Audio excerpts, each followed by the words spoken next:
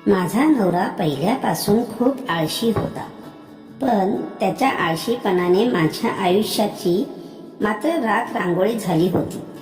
तो दारू पिऊन धूर्त असायचा. आम्हाला 4 मुलं होती. काम म्हटलं की त्याला आळस यायचा. रात्री मात्र तो माझ्याशी खूप गोड असायचा. त्याला पहिल्यापासूनच काम नको होतं. एक दिवस माझा नवरा एवढे पैसे घेऊन घरी आला जणू त्याला लॉटरीच लागली होती. पण जेव्हा मला सत्य परिस्थिती समजली तेव्हा मला स्वतःचीच घीण येऊ लागली. कारण माझ्या नवऱ्याने मला,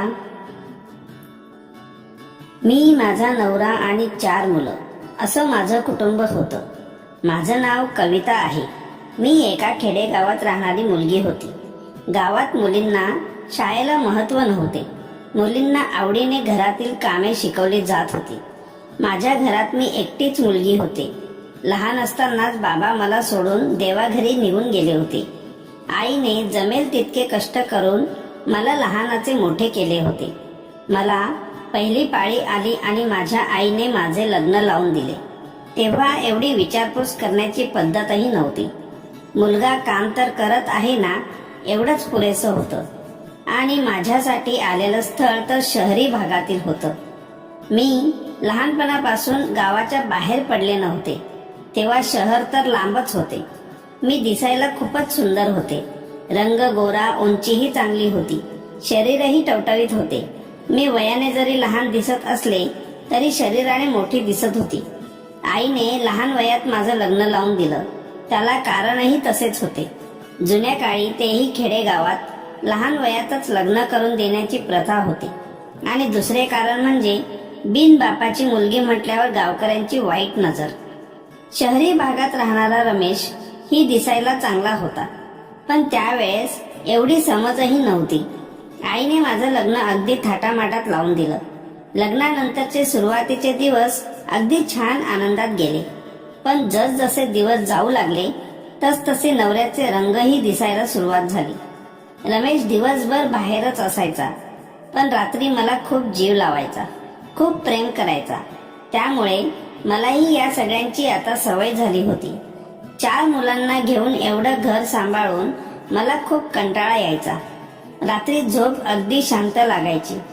माझा नवरा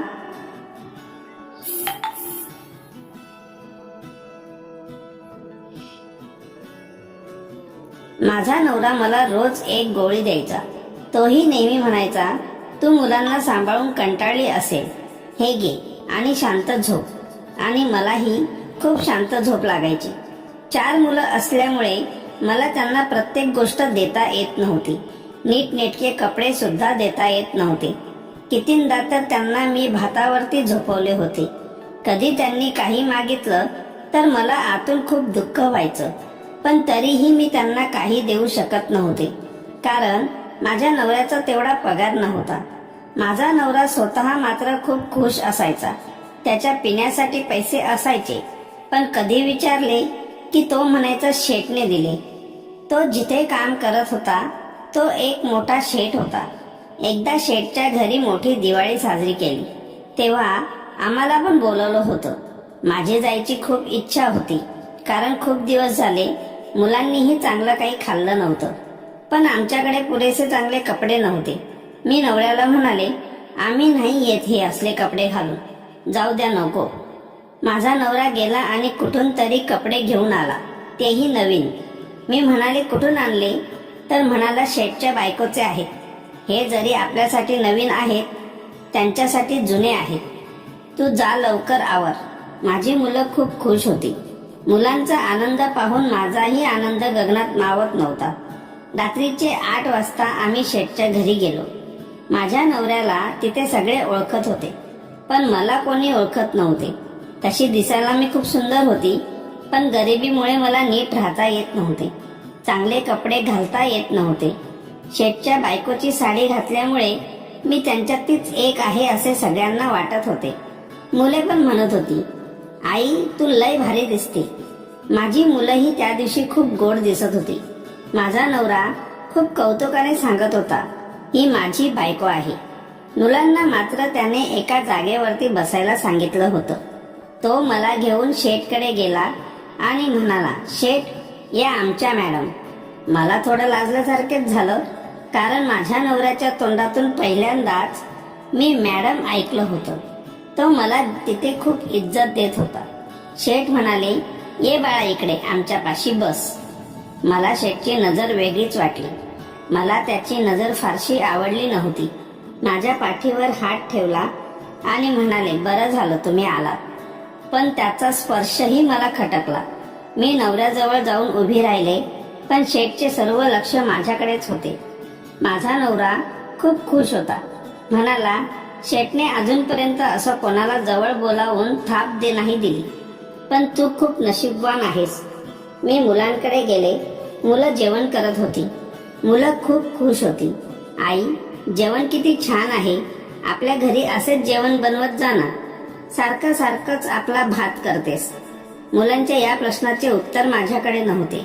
तेवढ्यात तिथे शेठ आले आणि हळूच माझ्या कानाजवळ बोलून गेले, मी ठरवलं तर तुझ्या मुलांना रोज पंचपक्वान्न मिळतील. आता मात्र माझ्या लक्षात आले शेठला नक्की काय म्हणायचे. तेव्हाच मी विचार केला की ही लोक जेवढी मोठी तेवढी खोटी. मी नवऱ्याला आवाज दिला आणि आपण इथून जाऊया असं म्हणाले. तेवढ्यात तिथे शेठची बायको आली. त्या खूप प्रेमळ वाटल्या. माझ्याकडे पाहून हसल्या आणि माझ्या नवऱ्याला म्हणाल्या, तुझी बायको का रे? माझा नवरा हो म्हणाला. माझ्या नवऱ्याला त्या म्हणाल्या, माझ्यासाठी थोडा सरबत घेऊन ये. माझा नवरा धावत पळत सरबत आणायला गेला. आता मी त्यांच्याशी काय बोलू मला समजत नव्हते. तेवढ्यात त्याच म्हणाल्या, छान दिसते. मी म्हणाले, साडी दिल्याबद्दल आभारी आहे. साडी? त्या थोड्या शांत झाल्या आणि म्हणाल्या, कसली साडी? मी म्हणाले, ही साडी तुम्ही दिली ना यांच्याजवळ? त्या म्हणाल्या, नाही ग. मी थोडी शॉक झाले. त्या म्हणाल्या, रमेशने माझं नाव सांगून तुझ्यासाठी गिफ्ट दिलं असेल. तेवढ्यात रमेश सरबत घेऊन आला. त्याला आमच्या दोघींचा विषय काहीच माहीत नव्हता. मी म्हणाले, घरी गेल्यावरती बोलू. मी नवऱ्याला म्हणाली, चला निघूयात. मला एका गोष्टीचं समाधान होतं, ते म्हणजे पोरांना आवडीचं खायला मिळालं. माझा नवरा आणि आम्ही घरी आलो. मी मोठ्या मुलीला म्हणाले, तुम्ही आत जाऊन झोपा. ती तिघांना घेऊन आत गेली. आज माझ्या मोठ्या मुलीला थोडेफार समजत होते.